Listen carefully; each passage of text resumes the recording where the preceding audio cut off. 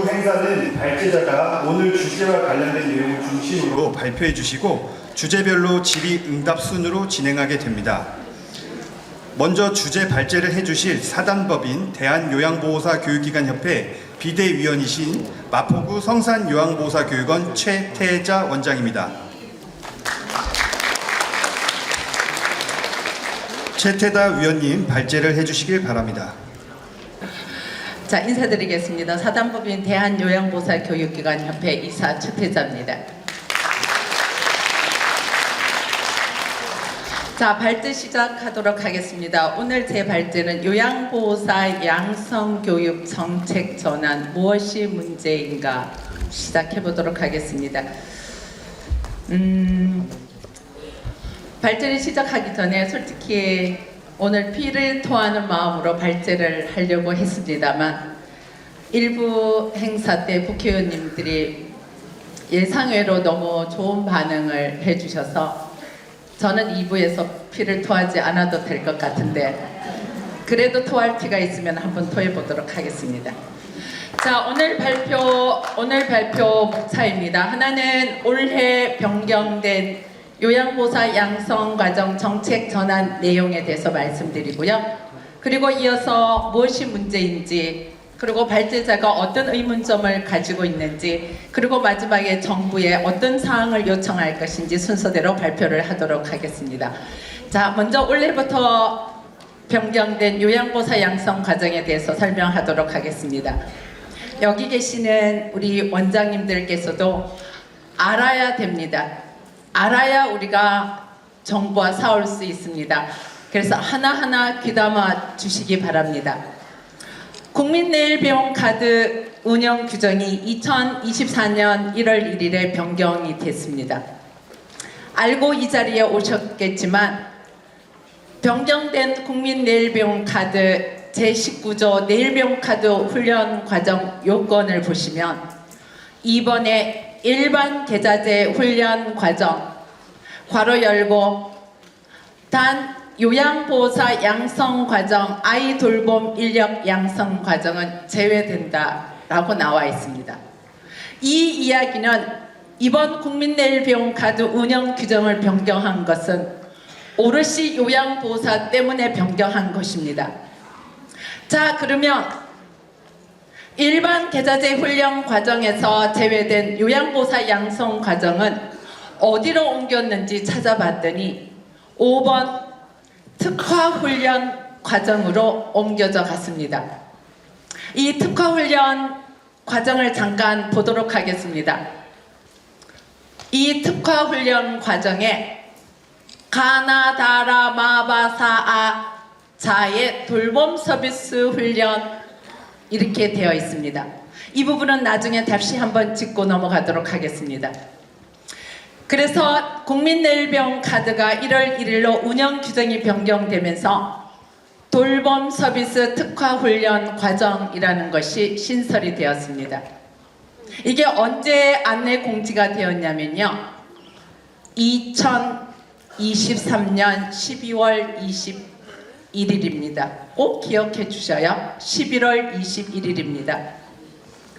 자, 돌봄 서비스 특화 훈련은 누구를 대상으로 하냐면 요양보호사와 아이 돌보미를 대상으로 하고요. 왜 이런 돌봄 서비스 특화 과정을 만드는지 그 목적이 가수요 억제입니다. 많은 사람들이 자격증만 취득하고 취업을 안 한다는 거죠. 가수요를 억제하고 동일 직종으로 취업을 유도한다는 뜻입니다. 그래서 그 구체적인 내용을 보면 훈련비를 90% 선부담을 하고 결과적으로는 국비 지원을 10%로 가겠다는 이야기입니다. 그리고 훈련 후에 나중에 동일 직종에 취업을 하면은 선부담금 90%를 전부 다 환급하겠다는 것입니다. 오늘 이 공청회의 목적은 이 훈련비 90% 자부담을 처리하기 위한 것입니다. 그러기 위해서 여러분들이 여기 오신 것입니다. 자, 그러면 많은 자료는 나중에 참고로 해주시고요. 시간 관계상 중요한 부분만 설명드리도록 하겠습니다. 자, 그럼 요양보호사 양성과정 자부담 90%가 어떻게 결정됐는지 결정 경위부터 보고 난 뒤에 구체적으로 문제점에 들어가도록 하겠습니다. 자, 이번 정책 전환의 핵심은 자부당 90%가 아닙니다. 절대 자부당 90%가 아닙니다.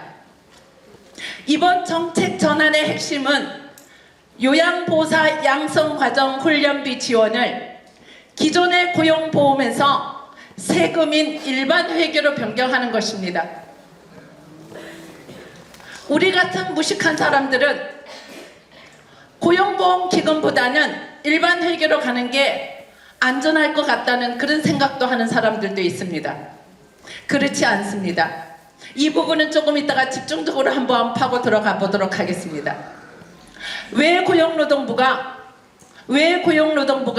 고용보험 기금에서 일반 회계로 전환을 하는지 그 이유를 아셔야 됩니다.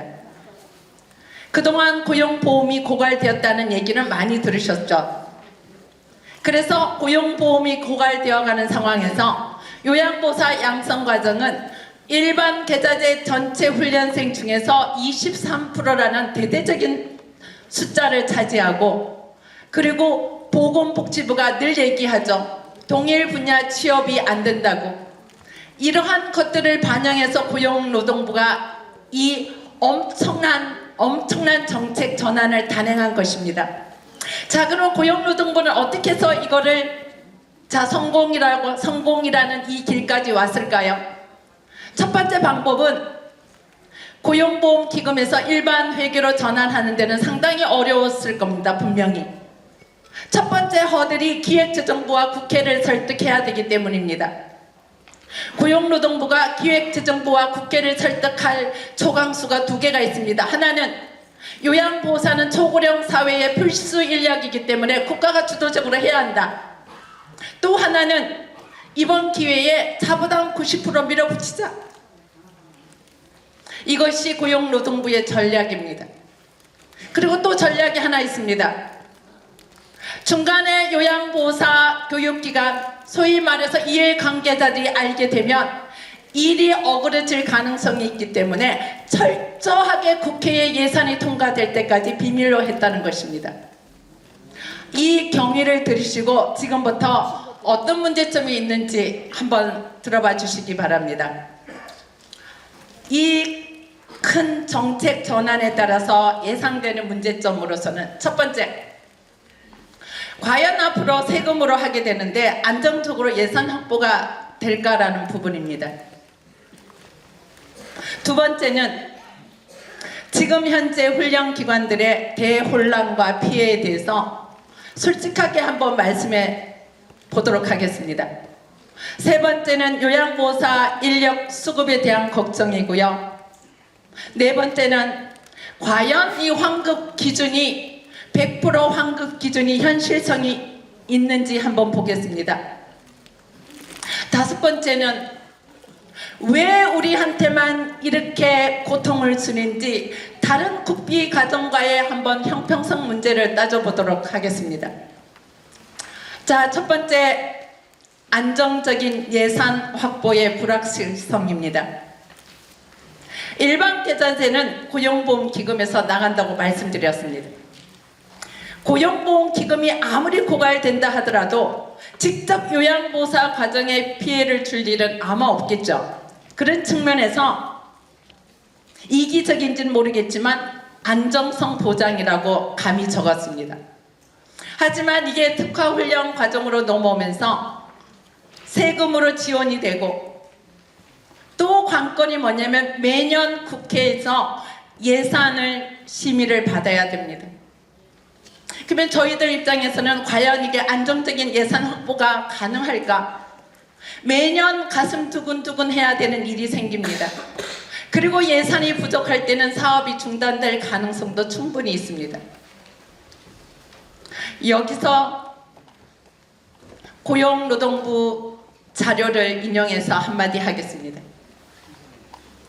돌봄 영역은 국가가 정책적, 제도적으로 적정 수준의 인력을 체계적으로 양성하여 공급할 필요가 있기 때문에 일반 회계로 시행해야 한다고 정부를 설득했습니다. 그런 논리라면 오히려 고용보험기금에서 해야 되지 않을까요? 매년 예산이 안정적으로 배정될지가 우리로서는 관건입니다. 그래서 지금 눈앞에 90% 자부담 문제보다는 장기적으로는 예산 출처 변경 문제가 더 큰 문제이기 때문에 우리는 길게 함께 장기적으로 투쟁을 해야 됩니다.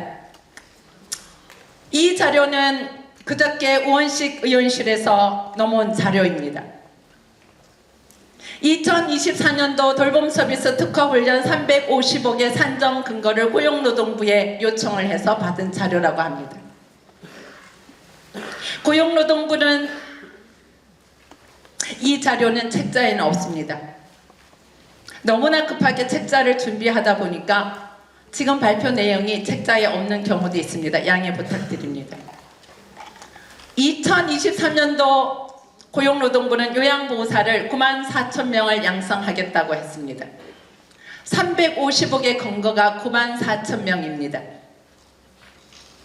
자, 저는 어제 저녁에 잠을 안 자고 이걸 한번 계산해 봤습니다. 계산을 하면서 저는 산수를 잘 못하고 수학을 잘 못해서 이 계산식이 맞는지 아직도 모르겠습니다. 이 부분은 나중에 고용노동부 과장님께서 어느 부분이 잘못됐는지 제 산수 실력 한번 꼭 짚어주시기 바랍니다.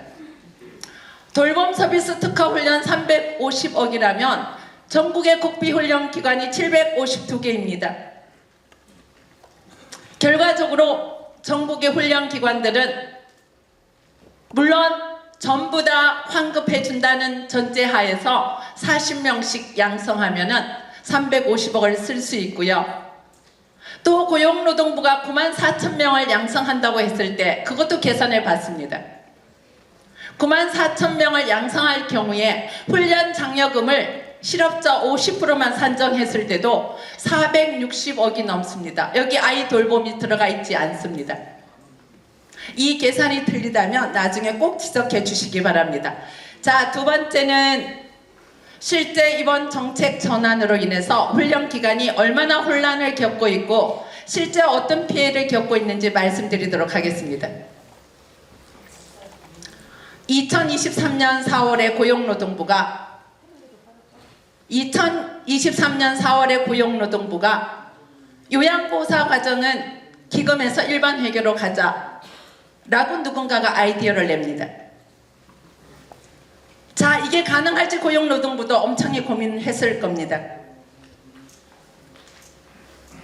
2023년 8월까지 기획재정부와 검토를 해서 기획재정부도 오케이 합니다. 그래서 국회로 던져졌습니다. 2023년 12월 20일 날 국회 예산이 통과됩니다. 적어도 이 오렌지색 부분에서 우리가 알았다면 오늘 이런 자리는 없어서도 될 것입니다.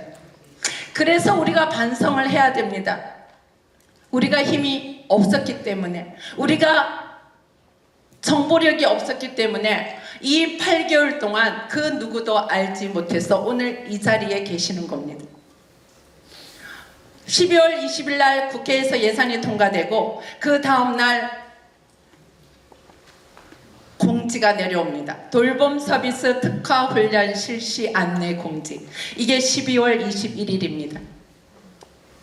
그래서 고용노동부를 항의 방문하고 간담회를 거치고 근데 1월 2일 날 국민내일병 카드 운영 규정이 개정 고시됩니다. 고용노동부는 이게 끝이라고 생각했을 수도 있습니다.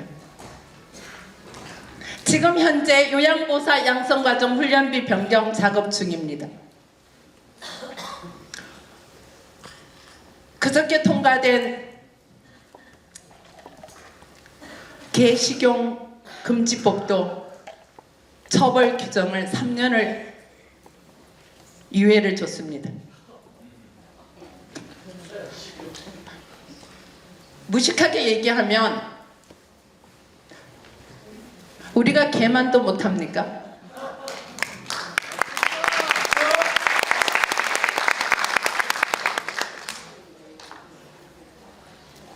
자, 실제 훈련 기관의 혼란을 한번 말씀드리겠습니다. 보건복지부는 2024년부터 교육 시간을 240시간에서 320시간으로 확대를 했습니다. 수강료도 100만 원까지 상향을 했습니다. 그리고 출결 시스템도 전자출결 시스템으로 도입을 했습니다. 작년 한 해 동안 요양보사 교육훈련 과정들은 이거를 폭탄이라고 표현을 했습니다. 그래서 원래 폭탄을 하나 갖고 있었습니다. 가슴에다가. 이 폭탄을 어떻게 할까 고민하던 찰나에 고용노동부가 폭탄을 하나 더 터뜨립니다. 훈련비 90% 자부담뿐만 아닙니다. 아까 말씀드렸죠. 예산 출처를 변경했습니다. 원래 국비 탈락한 기관들 굉장히 많습니다. 지금 국비 훈련 기관은 모든 것이 멈춘 상태입니다.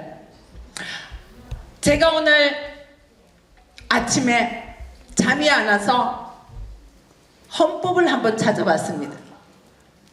헌법 제7조에 공무원은 국민 전체에 대한 종사자이며 국민에 대해서 책임을 진다는 부분이 있습니다. 도대체 이게 뭔가요? 도대체 어떻게 이해를 해야 될까요? 현장은 지금 연간 운영 계획을 세울 수가 없습니다. 훈련 비용을 결정할 수가 없습니다. 상담이 제대로 이루어지지 않고 있습니다. 1월달 개강을 못하기 때문에 수입이 전무합니다. 국비를 받아놨지만 국비를 받지 않는 기관과 차별성이 없습니다. 경쟁력이 없습니다. 왜 이 어려운 국비를 받게 하셨습니까? 분명히 이 부분도 짚고 넘어갔으면 좋겠습니다. 세 번째 문제점입니다. 많은 현장 목소리가 요양보호사 인력 부족을 걱정을 하고 있습니다. 어떤 원장님은 빈대를 태우려다 초가상간을 태운다라는 그런 표현도 하셨습니다. 요양보호사는 서민층과 중장년층이 선호하는 직종이라는 거 대한민국 국민들 다 알고 있습니다. 특히 최근에는 노년층이 유일하게 진입할 수 있는 그런 직종입니다. 이 데이터를 한번 보십시오. 내일병 카드 실시 인원을 보시면 보건인력 직종의 60세 이상이 53%이고 그것도 중졸 이하가 53%입니다. 국민들이 이렇게 내일병 카드로 요양보호사 직종을 선호하는 것은 하나의 대세입니다. 그렇지 않습니까? 자부담 상승으로 훈련 장벽 진입이 높아져서 이러한 서민층과 중장년층, 노인층이 진입을 망설일 가능성이 굉장히 큽니다. 장기적인 측면에서는 요양보호사 인력 수급에도 분명히 타격이 옵니다. 그런 측면에서 보건복지부도 자유로울 수는 없습니다. 고용노동부가 이러한 정책을 단행한 데에는 보건복지부의 역할도 굉장히 큰 것으로 알고 있습니다. 2023년 제5차 장기요양위원회 회의록을 보시면요. 2027년에는 요양보호사가 7만 5천 명이 부족하다고 되어 있습니다. 그러면서 그 밑에를 보면요. 역량 있는 해외 인력을 도입할 것을 검토한다고 하고 있습니다. 미쳤어. 회장님께서 한 말씀 해주셔서 저는 넘어가도록 하겠습니다. 네 번째 문제점은 과연 환급 기준이 현실성이 있을까라는 부분입니다. 훈련 종료 후에 6개월 이내에 동일 직종에 취업을 해서 월 60시간 180일을 유지하면 100% 환급한다는 아주 좋은, 듣기에 좋은 조건입니다. 자, 요양보호사들이 가장 많은 급여가 방문 요양급여입니다. 방문 요양 서비스 특성상 대상자들이 어느 날 갑자기 돌아가시고 어느 날 갑자기 입원하시고 어느 날 갑자기 요양원에 가십니다. 서울에 계시다가 어느 날 갑자기 시골로 가신대요. 대상자의 신체나 인지 상태가 기복이 굉장히 심하기 때문에 월 60시간을 유지하지 못하는 요양보호사들도 꽤 있습니다. 180일을 유지한다는 것은 이거는 진짜 가봐야 합니다. 지금 책상 위에서 할 얘기가 결코 아닙니다. 자, 5번째 문제점입니다. 왜 우리만? 소문에 의하면 올해는 너네만 그러고 내년에도 다른 사람들이 너네랑 똑같은 입장이 될 거야, 이런 소문도 있습니다. 요양보호사 직종 평균 취업률을 보시면요, 요양보호사 직종 평균 취업률을 보시면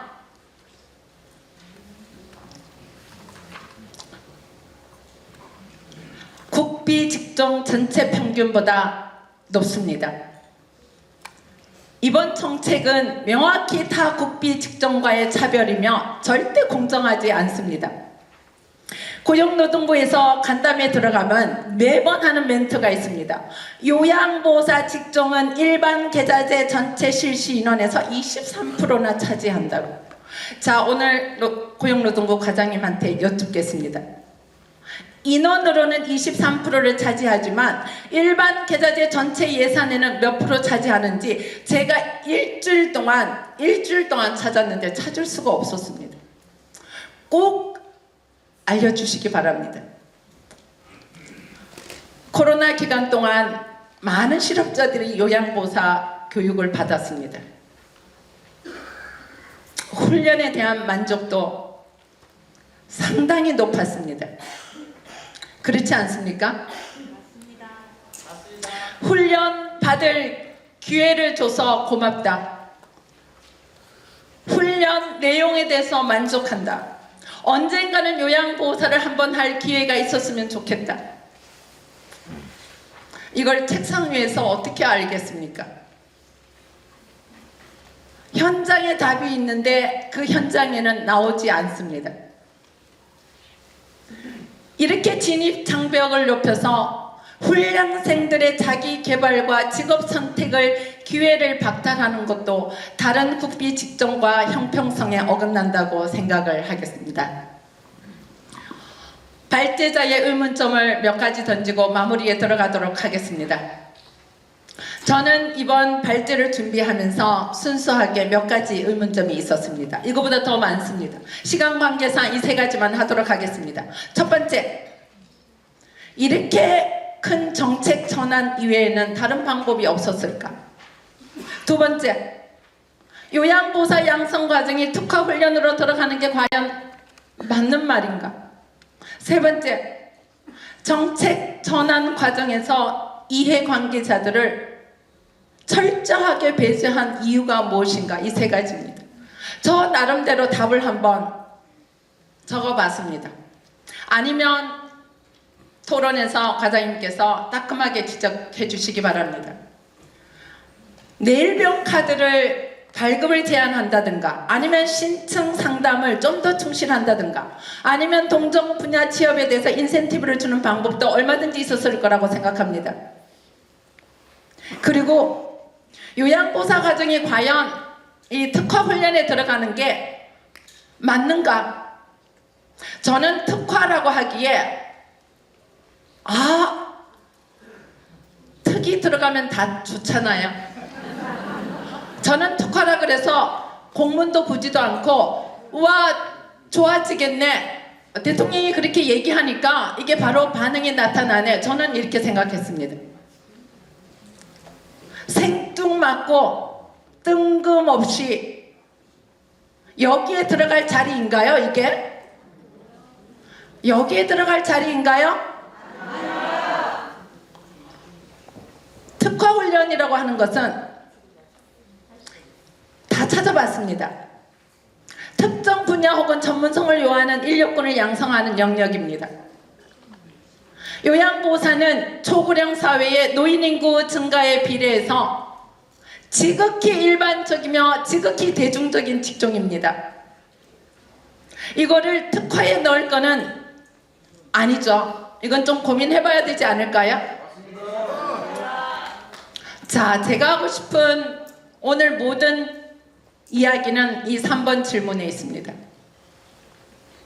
고용노동부는 이 제도를 준비하면서 서비스 제공 기관, 요양원, 재가센터, 요양보호사들의 근무 실태를 파악하고 관계부처와 협의를 했다고 합니다.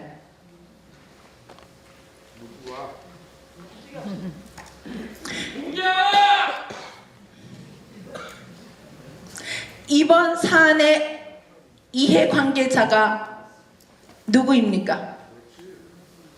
이번 사안의 이해관계자 당사자는 국비훈련 기관입니다. 이해관계자가 누구인지 모르고 추진할 리도 없고 알면서도 모르게 추진했다면 이건 이해관계자들을 우습게 보고 진행한 것입니다. 맞습니다.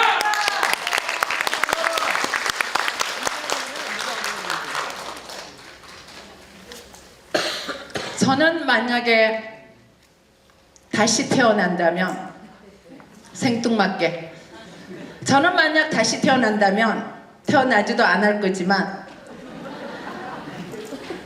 제가 만약 다시 태어난다면 저는 중앙 공무원이 되고 싶습니다.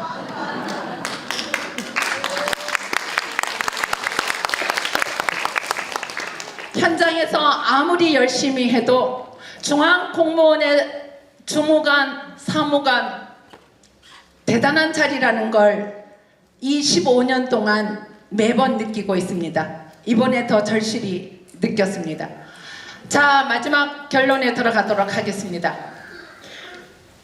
요양보호사 양성 과정의 일반 계좌제에서 특화훈련 과정으로의 전환과 자부담 90%는 요양보호사 양성 과정 운영의 근간을 흔드는 중요한 사항입니다.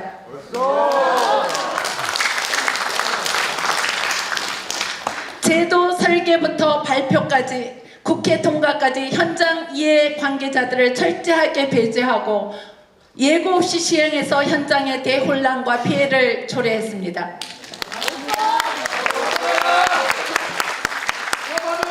특히 자부담 90%는 국민들의 요양보호사 직종으로의 진입 장벽을 높여서 직업과 자기 개발의 선택권을 제한하고 장기적으로는 요양보호사 인력난을 초래하는 지극히 근시안적이고 공정하지 못한 정책 전환이기에 현장에서는 절대로 받아들일 수 없습니다.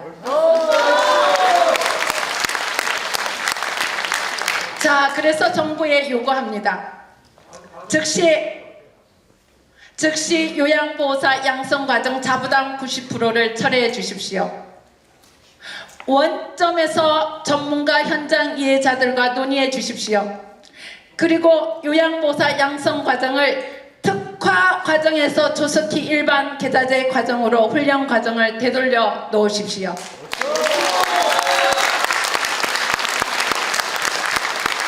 이것으로 제 발제는 마치도록 하겠습니다.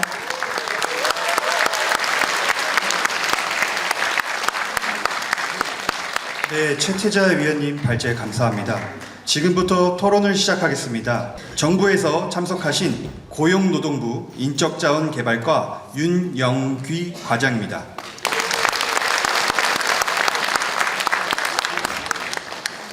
주제별 토론을 담당하실 사단법인 대한요양보호사 교육기관협회 비상대책위원장이신 광진구 열린요양보호사교육원 원장 박노정입니다.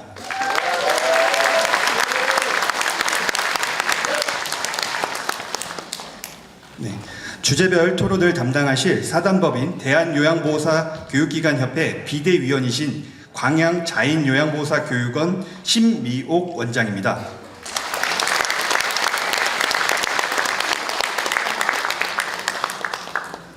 주제별 토론을 담당하실 사단법인 대한요양보호사교육기관협회 곽효민 사무총장입니다.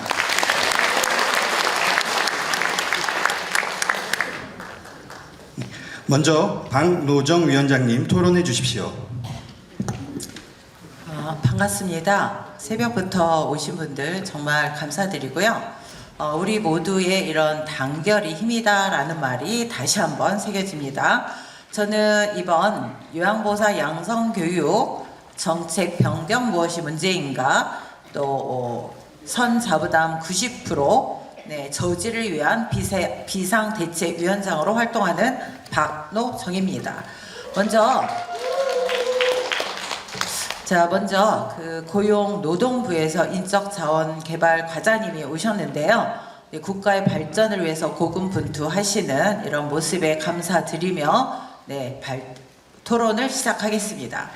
첫 번째, 이 노동부의 이번 정책은 행정법 위에 행정 절차를 무시한 정책이다라는 말씀을 드립니다. 고용노동부는 저희에게 절차와 노동부의 시스템을 상당히 많이 중요하게 생각을 하고 있습니다. 3주 전인 2023년 12월 21일 오후에 노동부는 지자체, 그것도 일부를 통해 공지를 했고, 또 정식적인 공지는 2024년 1월 2일 2주 전이죠. 공지를 했습니다. 행정은 예측을 할 수 있어야 됩니다. 그리고 결과를 예측할 수 있어야 되죠. 근데 저희 이해 관계 당사자들과 전혀 협의와 조율이 없이 이 절차가 진행이 됐고요. 행정을 하는 분들께서 이렇게 행정 절차를 무시하시는지 묻고 싶고, 이 부분에 대한 경위와 이유를 질문 드립니다. 또한 오늘 전국 요양보호사 교육기관 관계자들이 모인 이 자리에서 정중한 사과를 바랍니다. 두 번째, 저희 요양보호사 교육원은 2008년부터 진행이 됐고요. 저희가 민간에서 투자를 해서 훈련생들에게 100% 자부담으로 잘 운영을 해왔죠. 그러다 2015년 고용노동부의 일반 계좌제로 지원을 하겠다 그래서 마치 국민복지처럼 확대가 됐습니다. 그래서 저희는 노동부의 이런 여러 가지 심사평가 시스템이나 또 이 통합 심사를 통과하기 위해서 정말 얼마나 고군분투하면서 해왔습니까? 그런데 이번 정책의 이런 갑작스러운 이런 변경은 갑자기 저희 그 집에서 잘 살고 있는 사람들을 시골로 오두막집으로 내쫓는 이런 정책입니다. 아니, 이사를 가도 사전에 우리가 몇 달 전부터 하는데 이거를 지금 3주 전에 공지를 하고 정식적인 공지는 2주 전에 했죠. 자, 이렇게 저희가 직업 훈련의 발전을 위해서 노력을 해왔고, 노동부에서는 노동부의 정책에 따라서 시설과 장비와 교광사를 투자를 하면 시장에서 보존을 해주겠다라고 분명히 노동부에서는 약속을 했습니다. 근데 지금 어떻습니까? 자, 그래서 이거는 요양보호사 양성교육기관뿐만이 아니라 전체 직업훈련 시장에 기반하는 행위입니다. 그래서 고용노동부의 정책에 불신을 가져올 수 있는 대표적인 졸속 행정이고, 직업훈련 시장에 역행하는 정책이다라는 말씀을 드립니다. 세 번째, 우리나라는 심각한 초고령사회의 요양보호사 인력난에 지금 시달리고 있습니다. 2023년 건강보험공단 11월 기준을 보면 장교양보험의 대상이 되는 분들이 지금 110만 명이고요. 돌봄에 해당이 되는 분들과 합쳐서 128만 명입니다. 현재 요양보호사가 60만 명이 부족해요. 그래서 복지부에서는 지정제를 완화해서 교육기관의 수를 늘리고, 보건복지부는 수를 늘리고, 노동부는 또 뭐 다 카드를 남발했죠. 자, 그러면 이렇게 가수용 무분별하게 이렇게 양성이 된 게 저희 민간기관의 책임입니까? 그럼에도 불구하고 저희는 취업률이 중요하기 때문에 요양보호사는 우리나라에서 대표적인 3D 업종입니다. 요양보호사들이 본인의 직업에 자긍심이 없는 대표적인 3D 직종이에요. 그림자 노동이죠. 그럼에도 불구하고 저희 그 훈련 기관들은 다른 직종보다도 54% 이상 취업률을 높이기 위해서 노력을 해왔습니다. 그런데 이렇게 가수요와 미스 매칭의 이런 취업에 이게 연결이 안 된다고 하는 게 저희의 책임입니까? 요양보호사의 처우와 요양보호사의 노동 환경을 개선해 주십시오. 자, 이번 정책은 요양보호사의 인력난으로 가기가 쉽습니다. 이미 우리나라는 60만 명이 부족한 상황입니다. 네, 그래서 노동부는 향후 요양보호사 인력난에 대해서 어떠한 대책을 가지고 있는지 질문을 드립니다. 마지막으로 결론은 고용노동부는 1월 2일 고시안 국민 내일배움카드 운영 규정 개정 고시안을 유의하시고 원점에서 저희 이해관계 당사자들과 협상팀을 꾸려서 다시 검토해 주시기를 적극적으로 간곡하게 당부를 드립니다. 이상입니다. 네, 감사합니다. 고용노동부 윤영귀 과장님 답변해 주시길 바랍니다. 다른 분들 다 모아서 한꺼번에 일괄해서 하겠습니다. 다 말씀 주시면. 맞아요. 우리 이점 먹어요.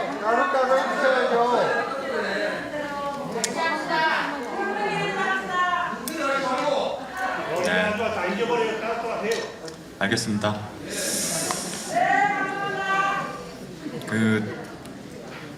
전국 각지에서 이렇게 우리 이 요양보호사 관련된 쟁점 핵심 사안에 대해서 보여주셔서 사실 좋은 일로 만나서 좋은 일로 얘기를 하고 서로 간에 소통하고 대화를 해야 하는 자리가 맞는데 이렇게 어쨌든 정부 정책에 대해서 이제 저희와 이제 의견이 어긋나는 부분에 대해서 이제 이렇게 모여서 이렇게 한 자리가 만들어지게 돼서 어쨌든 뭐 제가 지난 작년 말 12월 26일자로 부임해 왔습니다. 그래서 사실 부임해 오자마자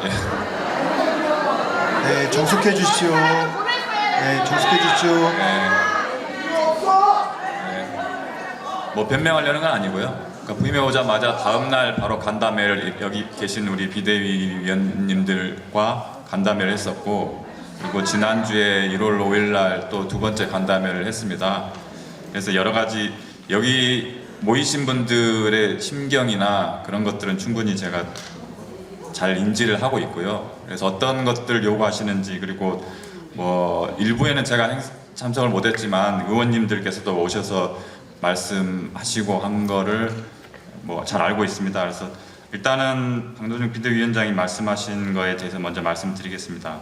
첫 번째로 이 행정 절차상 관계 이해자와 협의 없이 이루어진 부분에 대해서 말씀을 주셨습니다.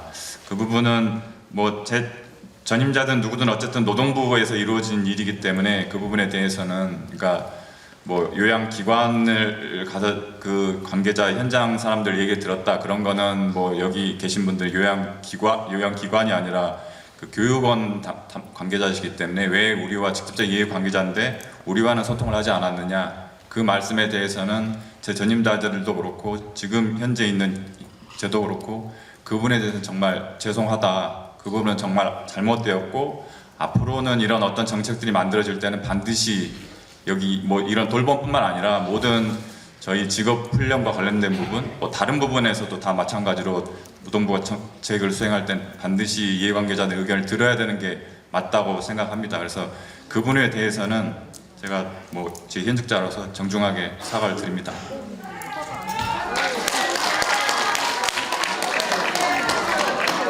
네, 정숙해 주십시오. 그 다음에 두 번째로 말씀하신 준비 기간 없었고 졸속이다 하는 부분에 대해서는 이제 또 반복적으로 나올 것 같아서 말씀을 드리겠고요. 그다음 세 번째로 초고령 사회이고 그다음에 복지부가 이번에 240시간을 320시간을 늘리고 그다음에 요양보호 관련 교육기관을 지자체에서 막 남발을 했고 그래서 그다음 노동부에서는 내일배움 카드도 무분별하게 발급했는데 이게 왜 우리들만의 책임이냐라는 부분에 대해서는 네.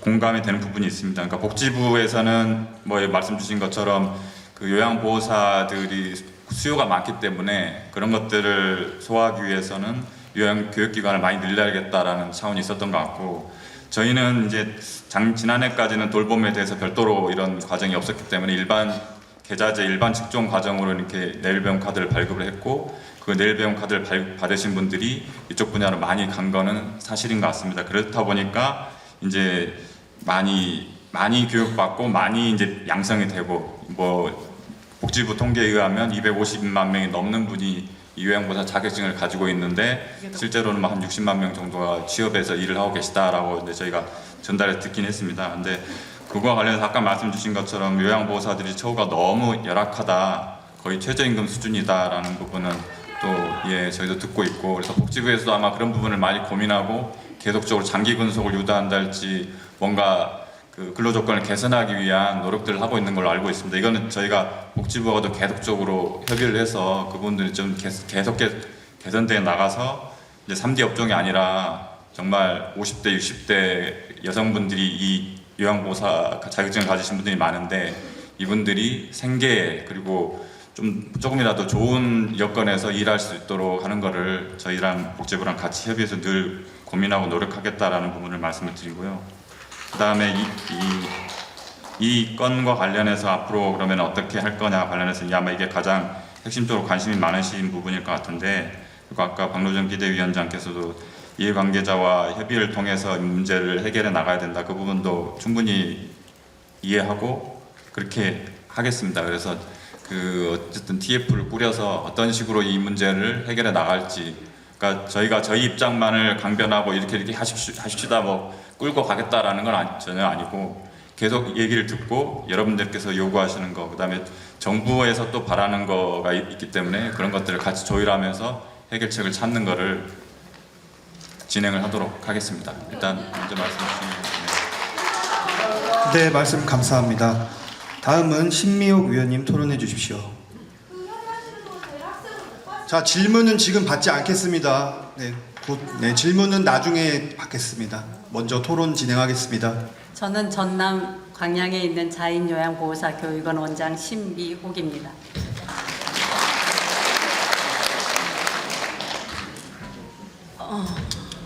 저는 한교육과 대교육에 다 참여를 하고 있습니다.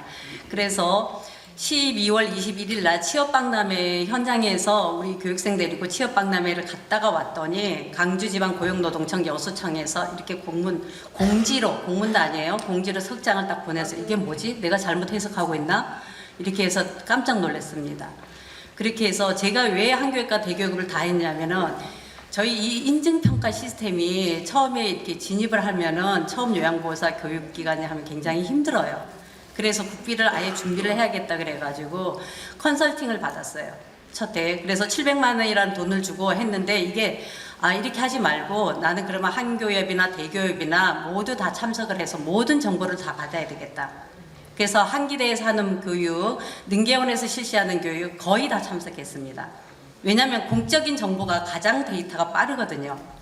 그래서 23년도에 4월 달에 저희가 심사평가를 받으면서 느꼈던 게 한기대 교육 굉장히 좋다. 진짜 느껴요. 우리 원장님들 꼭 가보셔요. 한기대 교육 굉장히 좋습니다. 그렇게 하고 제가 지금 첫 번째 질문에 이어서 두 번째 질문을 바로 넘어가겠습니다. 제가 이번에 저희가 며칠이 없었던 거 아시죠? 12월 22일 날 이 공문을 받아보면서 깜짝 놀랐던 게 지금 이게 뭐 하는 거지? 바로 연휴였어요. 3일간 연휴였고 그 다음에 26일부터가 또 설 연휴 신정 연휴였습니다. 이거는 뭐지? 행정이 이걸 노린 거 아니었나? 저는 그 고민이 굉장히 많이 들었어요. 그렇게 해서 제가 굉장히 찾아보니까 보도자료에 보면은 23년 8월 29일 날 낸 보도자료입니다. 이건 고노부 보도자료거든요. 고노부 보도자료인데 예산을 기재부에 올릴 때 33조 6,039억 원을 올립니다. 여기서 아까 우리 최태자 발제자님께서 말씀하셨는데 고노부 일반 회계 예산은 5조 9천억 원입니다. 그러면 고용보험 기금은 17조 정도 됐어요. 이 말은 뭐냐면 고용보험 기금 예산이 훨씬 많습니다. 이게 지금 그런데 8월 29일 날 저희가 어떻게 했냐면 핵심 인력 양성으로 들어가 있었어요. 여기서 보면 돌봄 서비스 훈련 해가지고 총 10만 명, 의료기술 지원 9만 4천 명, 아이돌몸 6천 명. 여기서 분명히 명시돼 있었어요. 의료기술 지원이라고. 그랬는데 12월 22일 1일 날 고노부에서 한 보도 자료에 보면은 33조 6,800억으로 달면서 어떻게 바뀌어졌어요. 돌봄 분야 신설해가지고 요양보호사 아이돌봄, 돌봄 분야 특화 훈련 과정 신설하면서 돌봄 서비스 훈련 총 10만 명, 듣도 보도 못한 소리를 여기서 딱 들어갑니다. 성부담 환급제도 도입. 그 전에 이런 문구가 한 번도 없었어요. 저도 공무원을 해봤지만은 어떤 용어를 쓸 때 저는 고용노동부, 고노부 이해합니다. 앞에 단어가 굉장히 중요해요. 노동부가, 저희들은 노동부라는 말이 익숙하지만 고용이라는 글자가 굉장히 강조되어 있습니다. 앞에 든다는 건 그만큼 취업이 중요하다는 뜻인데 여기서 생뚱맞게 그러면 지금 8월 달하고 12월 달에 무슨 일이 있었냐? 그럼 저희 교육기관 입장에서 이야기할게요. 11월 3일 날 1차 심사평가 결과가 나왔습니다. 맞죠? 그 다음에 11월 7일부터 저희들이 심사 2차로 신청했어요. 뭐 때문에? 시간. 240시간에서 320시간으로 늘어나는 시간 때문에 저희들이 재심사를 신청했잖아요. 그래서 12월 8일 날 결과 발표가 난다 그랬는데 연장됐어요. 12월 13일로. 12월 13일 날 됐는데 중요한 거는 12월 13일도 오후 6시 이후에 발표 났습니다. 아시죠? 저희들은 그걸 목을 매달았는데 그때 거기서 자분합률이 안 나왔어요. 계속 그것 때문에 저희가 아무것도 하지를 못했어요. 그래서 이 부분이 지금도 저희들은 저희 전라남도 지역은 HRD 넷에 한 곳도 안 올렸습니다.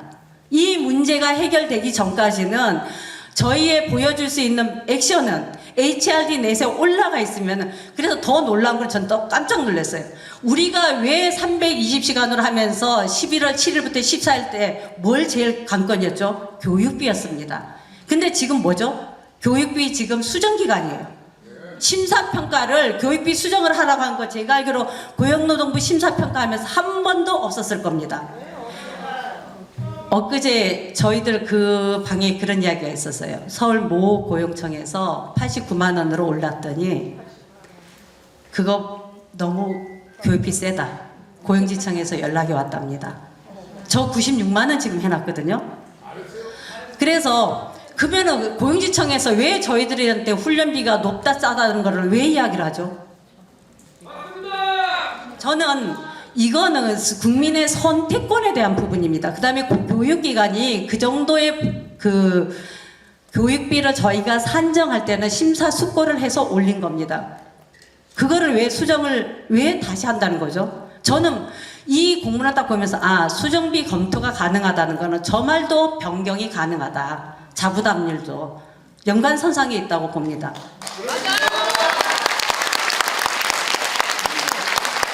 첫 번째와 두 번째 질문이 바뀌어졌는데 첫 번째 질문에서 보면은 저도 굉장히 이 자료를 찾는다고 저희가 좀 일정이 없었잖아요. 그죠? 2020년도에 저희 요양보호사가 17만이 자격을 취득했습니다. 국비가 7만 1,000이었고요. 21년도에 25만 원이었고 거기서 국비가 13만 7천이었습니다. 그 다음에 22년도가 32만 명이었습니다. 국비가 14만 4천 명입니다. 지난 3년 동안 아마 23년은 더 높게 나올 겁니다. 아마 대략 추정컨대 35만 정도로 추정을 하고 있는데 아시죠?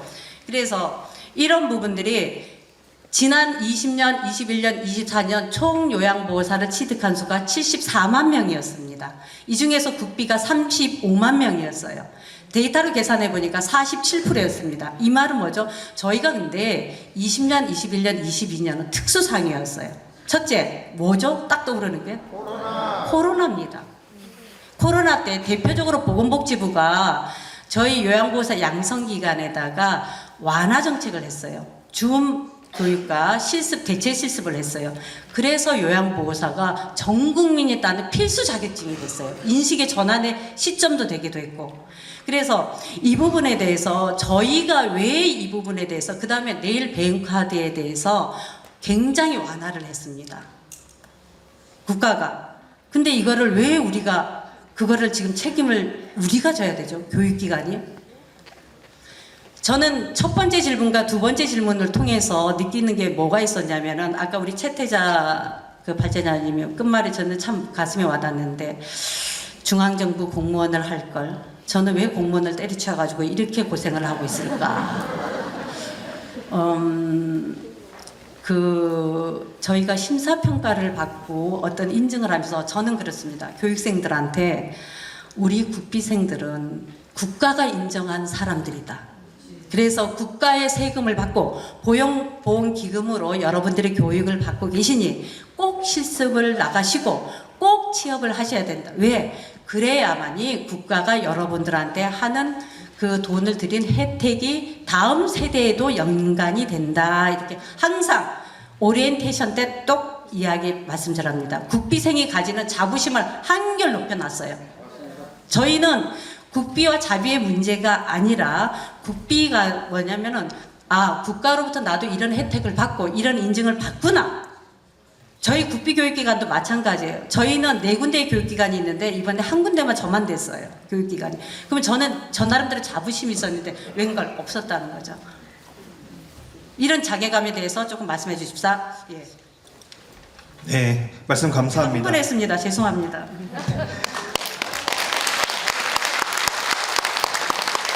네, 말씀 감사합니다. 고용노동부 윤연기 과장님 답변해 주시길 바랍니다. 예, 아까 최태자 발제자님께서 하셨던 발제 내용 중에 있는 내용하고 같이 해서 엮어서 말씀드리면, 아까 왜 올해 갑자기 고용보험기금에서 운영하던 거를 일반회계로 이렇게 떨어져 나와서 일반회계로 가게 되면 오히려 불안정해지고 이런 문제들이 있는 거 아니냐라는 부분에 대해서 말씀을 주셨고 고려를 해주셨습니다. 근데 고용보험기금 예산이 우리 노동부 예산 중에 제일 큰 건 사실입니다. 근데 잘 아시는 것처럼 고용보험기금의 예산의 가장 큰 비중은 실업급여 쪽입니다. 그러니까 거의가 제가 알기로 한 12, 3조가 넘는 가장 큰 부분이고, 나머지가 이제 고용안정, 직업능력 개발과 관련된 예산입니다. 그게 다 해서 한 3조 정도 대략 넘는 걸로 알고 있는데, 이제 너무 잘 아시겠지만 고용보험기금은 이제 근로자와 사용자가 낸 걸로 재원으로 이제 만들어져서 운영되는 상황에다가 최근에 이제 저출산 문제 때문에 육아휴직이나 산전휴가 아니죠, 출산휴가급여와 관련된 부분이 그 예산이 고용보험기금에서 나가다 보니까 기금에 대한 재정 압박이 너무 높아지고 있습니다. 근데 사실 보험료를 확 올릴 수는 없는 상황이다 보니까 재정 당국에서는 가급적이면 고용보험기금에서 소요되는 부분은 좀씩 줄이고, 정말 필요한 정책이라면 일반회계 쪽으로 가는 그 큰 방향성을 가지고 있다는 걸 먼저 말씀드립니다. 그러다 보니까 올해 이제 그러니까 작년에 이제 예산을 짜는 과정에서 이 직업능력 분야에서도 좀 더 뭔가 특화시켜서 나갈 수 있는 부분들은 고용보험기금에서 좀 떨어져 나와서 거기서 별도의 일반회계 예산을 가지고 이렇게 정책적으로 수행하는 게 맞겠다. 이 방향성은 아마도 고용보험기금 문제가 계속되는 그러니까 저희 모성보호 쪽에서 그 예산이 계속적으로 많이 지금 한 2, 3조 이상 계속적으로 지금 많이 나가고 있는 상황이어서, 그런 압박을 해소하자면 이 일반회계 쪽으로 점점 더 많은 사업들이 이렇게 떨어져 나올 수밖에 없는 그런 상황이 됐다라는 걸 먼저 배경을 말씀드리고요. 그 다음에 아까 심사 결과랄지 훈련비 문제, 이거는 이제 복지부에서 교육 시간 시수를 올리면서 훈련비도 올라가고 이제 그런 상황이 됐는데, 그러면서 이제 훈련비 수정이 가능하다면 자부담 수정도 가능한 거 아니냐.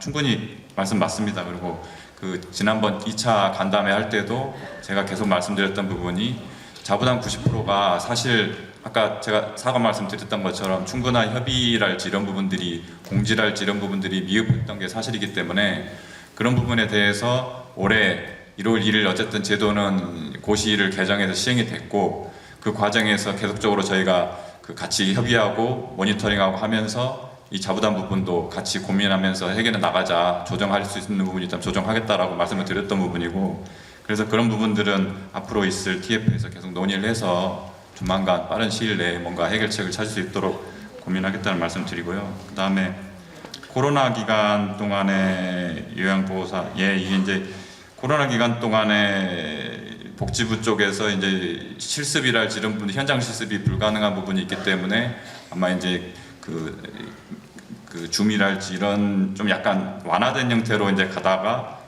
이제 작년 하반기부터 코로나가 이제 완화되면서 이제 그런 실습도 많이 늘어나고 하면서, 그리고 또 작년에 제가 듣기로도 240시간에서 올해 320시간 늘어난다는 이제 소문이 퍼져서 작년에 엄청나게 많은 분들이 자격증을 따신 걸로 알고 있습니다.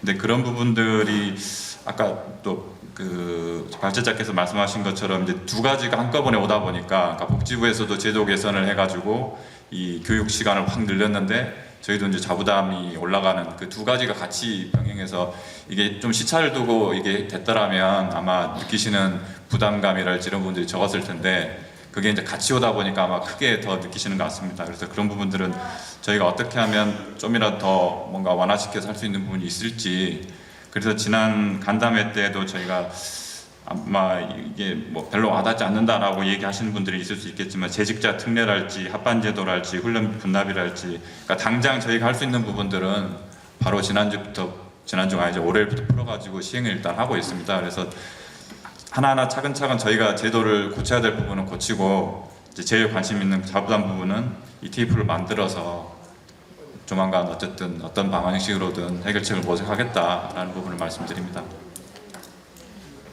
네, 말씀 감사합니다. 다음은 곽효민 사무총장님 토론해 주십시오. 안녕하십니까. 협회 사무총장을 맡고 있는 곽효민입니다. 제가 여기 계신 원장님들하고 제일 많이 소통하는 자리에 있고요. 그리고 또 의견들을 제일 많이 들어서 전달하는 위치에 있기 때문에 제가 그 토론자로 나와서 고용노동부에 대신 원장님들의 의견을 물어보겠습니다. 자, 저희가 1월 5일 날 그 두 번째 간담회를 고용노동부가 가졌습니다. 고용노동부가 당근 정책이라고 본인들은 그렇게 생각하실 수 있을 것 같지만, 어쨌든 5가지, 6가지 정도의 정책을 가지고 이렇게 틀을 좀 바꾸겠다라고 말씀하셨는데, 자, 그 전에 처음 언급하신 거는 큰 틀은 그대로 유지한다. 그 얘기는 90% 선자부담은 그대로 유지하겠다는 말씀을 하셨습니다.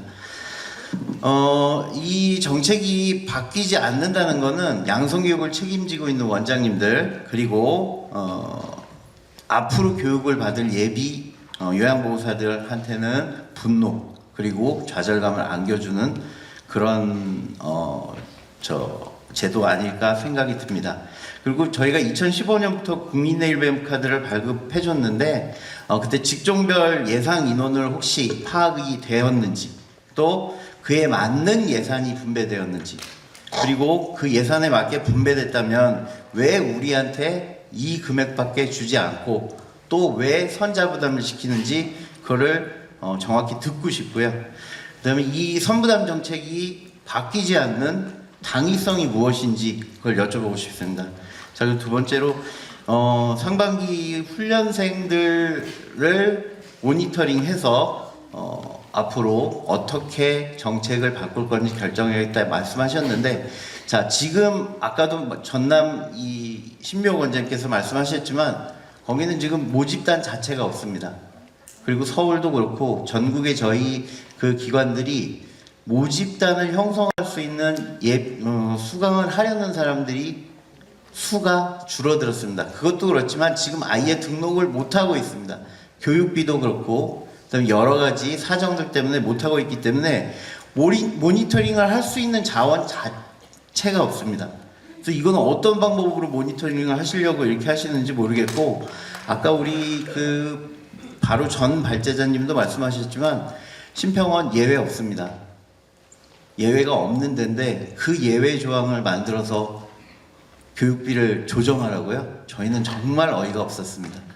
더군다나 여러 번 반복돼서 하는 얘기지만 고용노동부는 저희한테 충분한 자원을 가지고 충분히 취업할 수 있게 독려를 해줘야 되는 기관에서 왜 교육비를 올렸느냐고 내리라고 말하는 건 저는 말도 안 된다는 생각이 들고요. 이런 조치가 왜 일어나는지 저는 알 수가 없습니다. 그 부분도 과장님께서 답변을 꼭 해주셔야 될 부분인 것 같습니다. 자, 제가 그 2차 때도 또 말씀을 드렸지만 고용노동부와 고용센터의 협의는 전혀 되지 않고 있다는 거 알고 계셨으면 좋겠습니다. 자, 그다음에 특례 우대 관련에 대해서 짚고 넘어갈 부분이 있어서 말씀드립니다. 자, 재직자 과정이라는 내일비움 카드 중에서 본래 목적인 자기개발, 취창업, 이직을 위한 과정인데 그게 내일비움 카드의 본래 목적이죠. 그런데 그 중에서 요양보호사 양성 교육이 중장년층에서는 가장 선호하는 그런 교육입니다. 자, 근데 이 교육을 6개월 동안 듣고 나서 보통 이분들은 퇴직을 2, 3년 앞두고 이런 과정을 듣습니다. 그러면 과정을 듣고 자격증을 취득한 이후에 6개월, 원래는 6개월이었죠. 6개월이라는 기간 동안 취업을 하라는 거였는데 1년으로 늘려준다는 정책을 갖고 나왔습니다. 자, 2, 3년 후에 퇴직할 사람들이 1년 안에 어떻게 취업을 합니까? 분명히 처우가 다르다는 걸 너무나 잘 알고 있기 때문에 취업할 사람 한 사람도 없습니다. 자, 재직자 과정은 1년으로 늘려주는 것조차 말도 안 되는 얘기라고 저는 생각을 하고요. 이 부분 다시 한번 검토해 주시길 바랍니다. 자, 그리고 합반제도 말씀드리는데 합반제도 저희 협회에서 저희 협회뿐만 아니라 모든 교육원에서 원하는 부분이었습니다. 그래서 저희가 여러 차례 보건복지부에도 얘기하고 또 고용노동부에도 얘기를 했었지만 전혀 들어주지 않았습니다. 의견 자체가 묵살됐고요. 그런데 이제 90% 선부담이 너무 시끄러우니까 눈가림을 하기 위한 정말 눈 가리고 아웅하는 정책으로 들고 나온 것 같습니다. 이 부분은 기존에 원래 해줘야 될 거를 이렇게 해주는, 뒤늦게 이렇게 해주는 것 자체가 말도 안 되는 얘기라고 생각하고 더 효과적인 정책을 만들어 주시길 부탁드립니다. 자, 또 하나 성과 인센티브 관련하는 거, 요거는 지금 10%에 5%를 더 해준다는 그 정책을 갖고 나오셨는데 이것조차 최우수 기관, 상위 기관에만 주는 거기 때문에 이 혜택을 보는 교육원은 불과 얼마 되지 않는 수에 지나지 않습니다. 그래서 생색내기라고 생각 들 수밖에 없습니다. 또 하나 훈련 및 분납제도에 대해서 교육생들이 그렇게 돈이 없어서 못하면 나눠서 해라 라는 얘기 하시는데 이 부분도 마찬가지입니다. 대출 받을 수 있는, 저리로 대출 받을 수 있는 제도가 있으니 그거 활용하면 되지 않느냐, 충분히 홍보해라 라고 말씀을 하시는데 여기 오시는 교육받으시는 분들 대부분이 이미 대출을 갖고 계신 분들입니다. 그러면 그 제도를 이용하면 대출에 대출을 더해서 더 어려워질 수밖에 없는데 자, 그거를 홍보하면 우리 저리로 해줄 수 있다? 말도 안 되는 얘기라고 저는 생각합니다. 그러면 생활고를 더 가중시키고 더 부담을 시키는 일인데 이게 어떻게 정책입니까? 저는 말도 안 된다고 생각하고요. 더 좋고 확실한 정책이 필요하다고 생각합니다. 자, 또 하나 그럼에도 불구하고 신용카드를 만들어서 하려는 분들, 자, 이분들은 60대 어르신들 잘 못하십니다. 자, 전산으로 이거를 입력하고 해야 되는데 공인인증서를 어떻게 써야 되고 어디에 담아와서 어떻게 해야 되는지도 모르시는 분들이 어떻게 이 제도를 활용하실 수 있습니까? 저희가 아무리 홍보를 해도 정작 하실 수 있는 인원은 전국에 1, 2%도 안 될 거라고 저는 생각을 합니다. 그리고 이 체크카드로 대부분 만드시는데 이 부분도 저희가 2차 간담회에서 됩니다. 분납됩니다. 라고 하는데 자, 분납이 안 되는 이유는 그 계좌에 다음번 낼 회차에 돈이 없기 때문에 분납할 수조차 없는 겁니다. 현실을 모르시고 다 된다고만 하시면 이 제도는 우리가 호응할 수가 하나도 없습니다. 자, 그리고 협의체 운영 얘기하셨는데 자, 협의체 운영 저희가 고용노동부, 보건복지부 정말 많은 수의 공문을 보냅니다. 제가 사무총장이 되고는 제가 소통을 하면서 전화로 했기 때문에 공문 그렇게 많이 보내지 않았지만 그 전에 보낸 공문들 제가 가지고 있습니다. 답변이 온 게 단 한 장도 없습니다. 자, 그리고 요번에 저희가 고용노동부 발표 나고 찾아갔는데 공문을 당일 아침에 보고 오는 사람들이 어딨냐? 아니, 공문에 답을 줘야 저희가 만나죠. 그래서 무작정 찾아갔더니 그날이 과장님이 부임하신 날이어서 과장님 얼굴 뵙지도 못하고 사무관님이 대신 내려와서 뭐 반 쫓겨나듯이 돌아왔습니다. 자, 그래서 협의체 부분 말씀을 드리면 협의체는 정말 중요한 부분이죠. 저희 의견이 충분히 반영돼야 되기 때문에. 그런데 자, 저희가 불만은 비영리 법인인 공식적인 법인하고 접촉을 하셔야 되는데 지금 이미 단체들과 같이 접촉을 하셔서 그들의 의견과 저희 의견은 다른 부분이 있을 수 있습니다. 그렇지만 저희는 법적으로 공인된 기관입니다. 그러면 저희들의 뜻에 따라주시는 게 법적으로든 순서적으로든 그게 맞지 않나 생각이 들어서 단체를 만드실 때, 협의를 하실 때 어떤 방법으로 어떤 단체와 해야 되는지 한 번 더 제고해 주시기 바라고요. 그 모니터링 부분 제가 아까 언급을 못했는데 모니터링은 어떤 기관에서 하는지도 나와 있지 않습니다. 그런 부분도 언급을 부탁드리겠습니다. 네, 감사합니다. 고용노동부 윤영기 과장님 답변해 주시길 바랍니다. 예, 질문을 아주 많이 주셨는데요.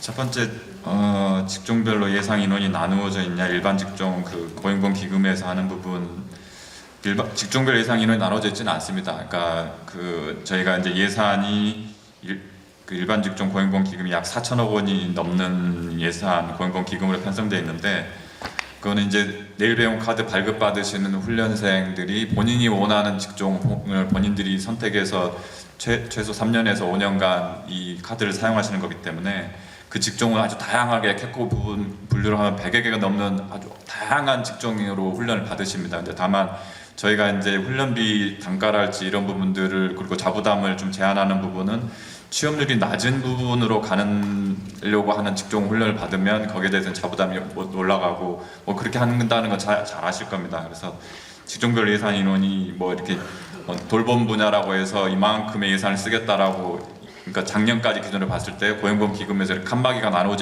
나누어져서 사용하지는 않는다라는 걸 말씀드리고, 이제 올해부터는 일반회계가 따로 떨어져 나왔기 때문에 이 예산은 돌봄과 관련된 부분에서만 쓰인다라는 걸 먼저 말씀드리고요.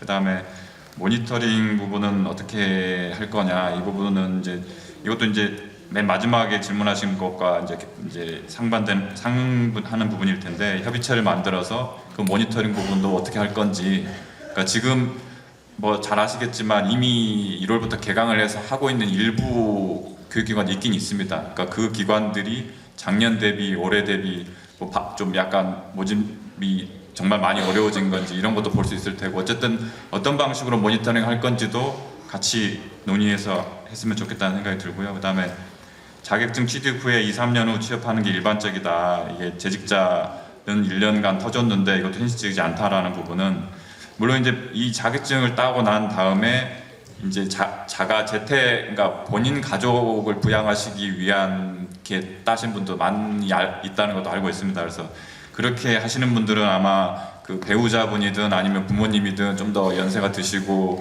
많이 질병이나 노안이 많이 진행되시고 했을 때 이 자격증 딴 걸 활용하겠다라고 미리 따놓으신 분들도 있을 수 있는데, 이제 그 외 재직자 부분을 그럼 1년 이렇게 터졌냐 하는 부분은 지난 2차례 첫 번째 간담회 할 때 이제 야간반을 다니시는 분들, 그러니까 그 이비직을 준비하면서 이제 나는 다른 제2의 인생을 설계할 때 나 요양보사도 한번 해볼래라고 생각하시는 분들이 있기 때문에, 그런 분들은 야간반을 하면서 바로 취업하실 수 있는 분도 일부는 있을 수 있기 때문에 그런 부분을 좀 특례로 좀 열어놓는 게 좋겠다라고 제안을 주신 부분이 있어서 그거는 이번에 고쳤다는 부분을 말씀드리고요. 그 다음에 합반 부분 자, 과장님 죄송하지만 지금 말씀하시는 거 저희가 용납할 수 있는 내용 하나도 없습니다. 정확한 답변을 주시고 이거 말도 안 되는 답변은 여기서는 좀 피해 주시기 바랍니다.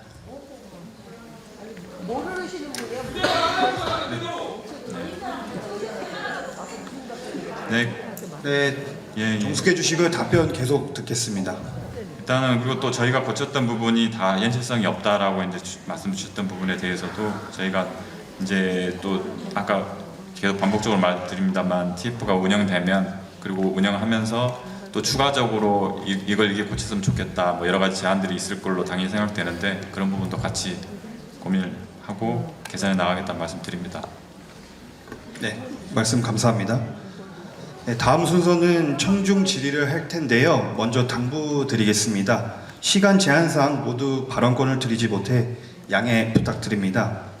발언권 없이 발언하는 것은 원활한 행사에 방해가 될 수 있으니 자제 바랍니다. 원장님들이 아침부터 어떤 마음으로 이 자리에 오셨는지 저 또한 똑같은 심정입니다. 그래서 원활한 행사를 위해서 그 부분은 좀 자제해 주시고요. 본 토론에서 해소되지 않는 부분은 오늘 배포드린 책자 맨 뒷장에 청중 의견서 작성하는欄이 있습니다. 의견서를 저희 제출해 주시면 협회에서 취합하여 답변 받아서 공유 드리도록 하겠습니다. 네, 그러면 청중 질의를 해보겠습니다. 시간 관계상 두 분만 받도록 하겠습니다. 손을 들어 주십시오. 네. 간략하게 소개해 주시고 질의하시도록 하겠습니다. 네, 안녕하세요. 서울에서 요양보호사 교육원을 운영하고 있는 김수영이라고 합니다. 일단 현장에 여기에 많이 모여 계신 전국에 계신 우리 요양보호사 교육원을 대표하시는 분들은 복지 현장과 행정 현장 그리고 의료 현장에서 열심히 돌봄 종사자들을 양성하기 위해서 너무 노력하셨던 분들이라는 부분에 대해서 고용노동부에서는 분명히 알아주셨으면 좋겠다라는 말씀 드리고요.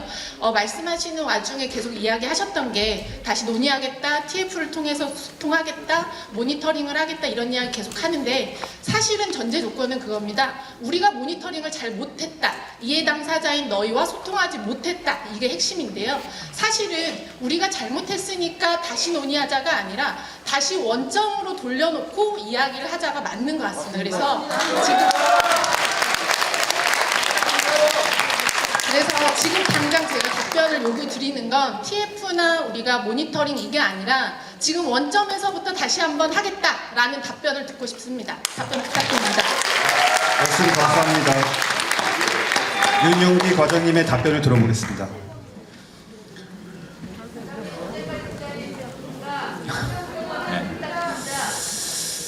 네, 원점으로 돌리고 다시 논의해야 되는 거 아니냐 뭐 말씀, 그리고 또 아까 뭐 의원님 일부에서도 그런 의견이 뭐 많이 주셨던 걸로 알고 있는데요.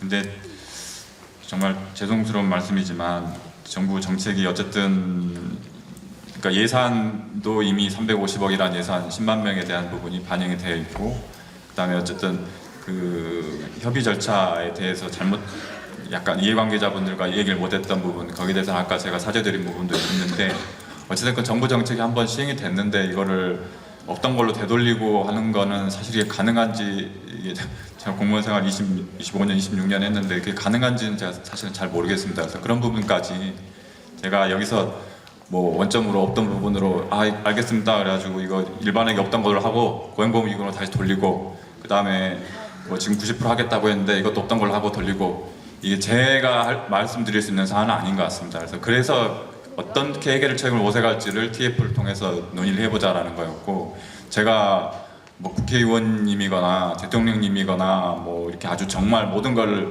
대통령님도 아마 이걸 하루아침에 바꾸실 수는 어려울 거라고 생각이 드는데, 어쨌든 그런 상황에서 제가 여기서 뭐라고 제가 일개 과장 주제 뭐라고 확 끊어서 말씀드릴 수 있는 사안은 아닌 것 같다, 제 한계에 대해서 말씀드립니다. 네, 말씀 감사합니다. 자, 개인적인 질문은 좀 삼가해 주시기 바랍니다. 네, 다음 여기 회의실 다음 개관 일정이 있기 때문에 마지막으로 한 분만 더 질의를 받고 끝내도록 하겠습니다. 네, 저 핸드폰 드신 선생님께 마이크 전달 부탁드립니다.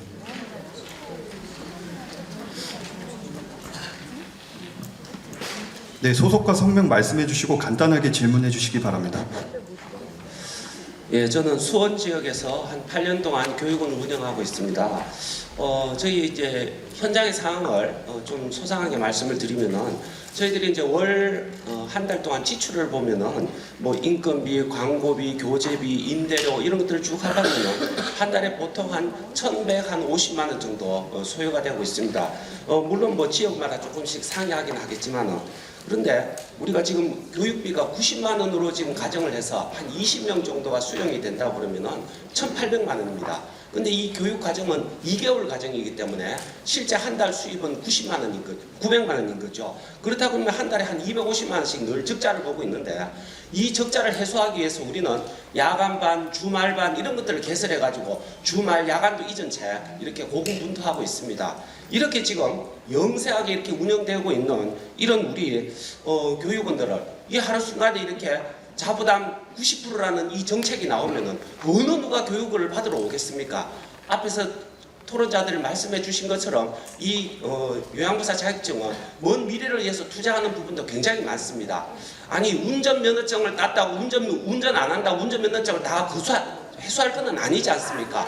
우리는 일단 진입 장벽이 굉장히 높기 때문에 그래서 뭔가 많은 수가 있어야지 그 중에서도 이제 요양보사 업으로 들어올 수 있는 사람입니다. 지금 이 순간에도 요양원이나 주간보호 같은 데에서 요양보사를 구인하지 못해서 저희들한테 요양보사 보내달라고 아우성인 상태를 좀 알아주셨으면 좋겠고요. 아까 이제 답변 중에서 이런 말씀이 나왔습니다. 일반 회계로 변경한 이유가 실질적으로 실업급여가 10조 이상으로 가장 많기 때문에 그렇게 했다는데 실업급여의 현 실태를 어떤지 알고 계시는지 모르겠습니다. 실업급여의 본래 목적이 구직 활동을 하는 데 주는 그런 급여 활동인지 아니면은 퇴직하는 것에 따른 위로금인지 가끔씩 구직난에 해서 요양보사 일을 해보라고 권유를 하면 뭐라고 그러느냐 아직까지 지금 실업급여 수령 중이기 때문에 아직 못한다 2달, 3달 있어야 된다 이런 얘기가 나옵니다. 이 실업급여 부분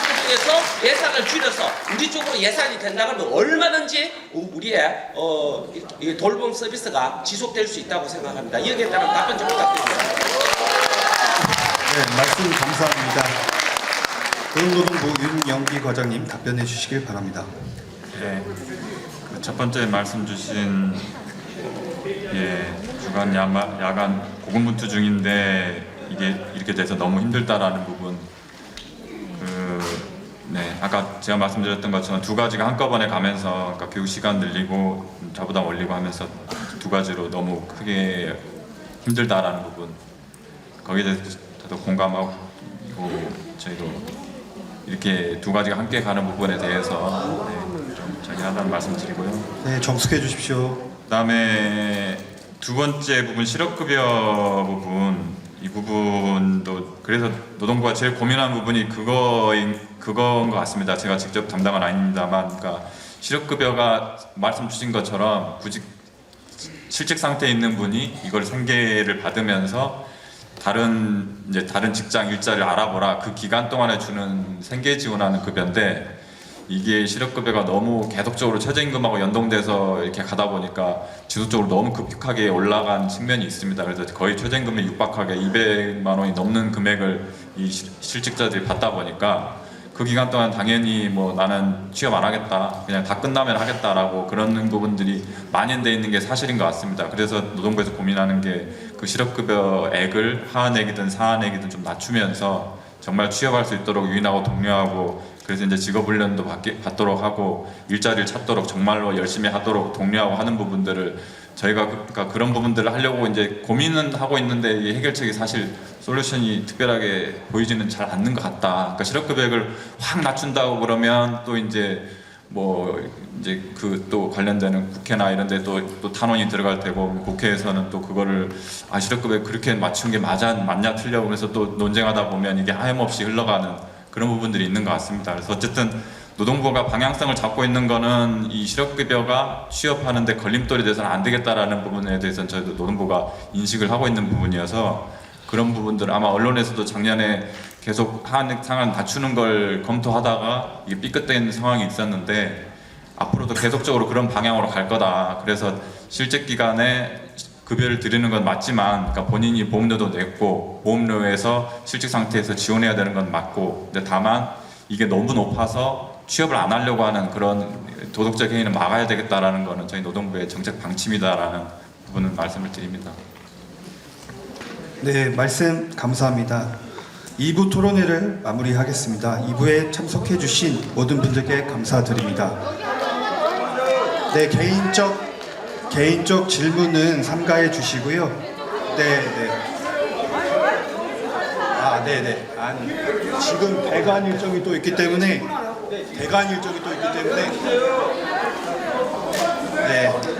네, 이상으로 공청회를 전부 마치도록 하겠습니다. 감사합니다.